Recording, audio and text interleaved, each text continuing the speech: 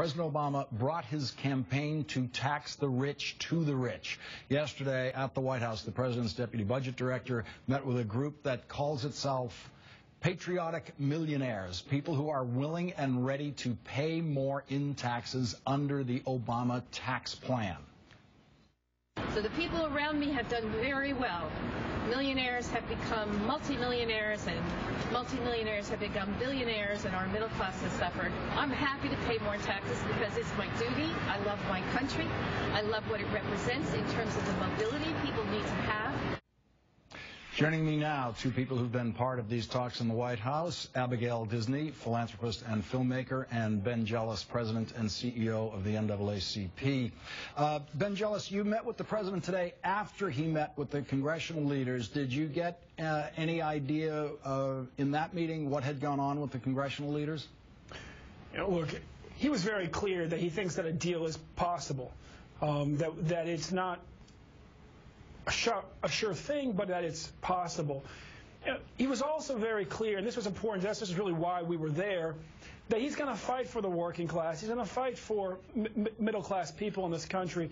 He's going to make sure that Congress really feels the pressure, and we all need to make sure that Congress feels the pressure to get this deal to him, to extend the tax cuts for working-class people in this country, for that 98% of us that right now is being held hostage. You know, the Senate passed the bill. The House needs to pass the bill, too, so that he can sign. Abigail Disney, do you realize that the president is proposing that the top income bracket go up 4.5 percentage points from 39 to 39? Do you understand? This is going to be as bad and oppressive as it was during those 8 horrible years of the Clinton administration. Yes, those 8 years of prosperity under the Clinton administration. Exactly. So all he's proposing is that we go back to what we had in the 90s when we saw fortunes get built. You know. Yeah, the rich got nothing but richer during those years. That was a great period to have money. And the middle class thrived, right? The middle class thrived, and we had balanced budgets and even surpluses back then. Why do you think that there's been such a strain on the Republican side, possibly up to now, about letting something happen to this top tax bracket? Because clearly people in that bracket split their votes between President Obama and Mitt Romney, and plenty of rich people voted for President Obama. You know, I can't tell you because it defies logic now at this point. We've had, 10 years since these tax cuts, and we've seen the results of them. We are really looking at a horrific deficit, all traceable really to the root of this tax cut and the 2 wars that weren't funded. So, and the fiscal cliff we already fell off of in 2008. So, we've watched the results of what happens when we don't tax at those levels, and we've watched the middle class get the crap beaten out of them in the process. So I really am lost trying to understand. We have a new Gallup poll today shows that 45% of Americans now say they favor a balanced approach to reducing the deficit with an equal amount of tax increases and spending cuts. That's up 32%. That's up from 32%, only 32% of last year. Ben Jealous, in your opportunity with the president today and others and the groups that were represented, were other subjects discussed beyond just the current budget situation? Sure. I mean, we talked about the need to get this country back to work so this country works better for all people, and the need to really focus on jobs. We've done our own polls with black voters, and 2 to 1 said, this president, this government needs to focus on jobs. But we were also very clear that this is step by step. And for the next 6 weeks, what this country has to focus on is making sure that we pull back the working people in this country from this fiscal cliff. And we go ahead and we extend their tax cuts because, look, we're talking about $3,000 being pulled out of the pocket of a family that just makes $50. That is absolutely a leg issue.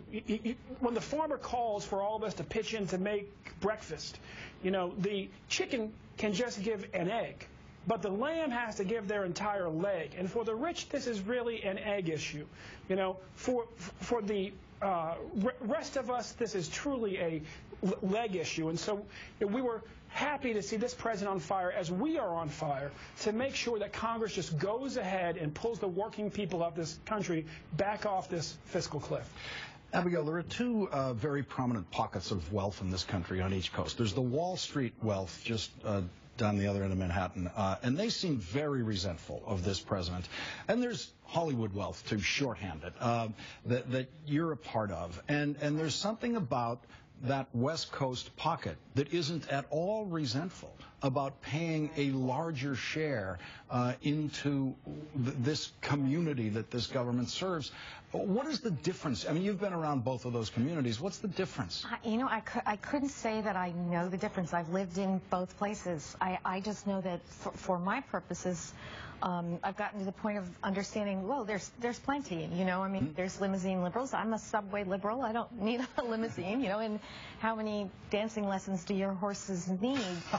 So I've watched this plutocracy grow up in Manhattan in the last 20 years. It was ridiculous in the 90s, and now it's obscene in the last 10 years. And I think there has grown a real interiorized sense of entitlement that it really kind of has come to believe, look, I'm pulling in $1 billion a year because, well, I'm that great a guy. Yeah. And that's really kind of the frightening thing to me. I think that's why they're so angry about letting go of not just this 4.5% in taxes, but also, we'd love to talk about the capital gains, the carried interest loophole and other things. I mean, just these small provisions in letting these tax cuts lapse just for the 2%. And getting capital gains taxes back to where they were under the Clinton administration, and taxing dividends like ordinary income, those things will get us to almost $1 trillion over 10 years. That gets us almost half the way there to being one-to-one. Right. I can't imagine how anybody can look at the situation we're in and not say, if my life is not going to be materially affected in a bad way by this kind of a tax increase, why would I object? Abigail Disney and Ben Jealous, thank you both very much for joining me tonight. Thank you. Thank you. Coming up, new tape shows Mitt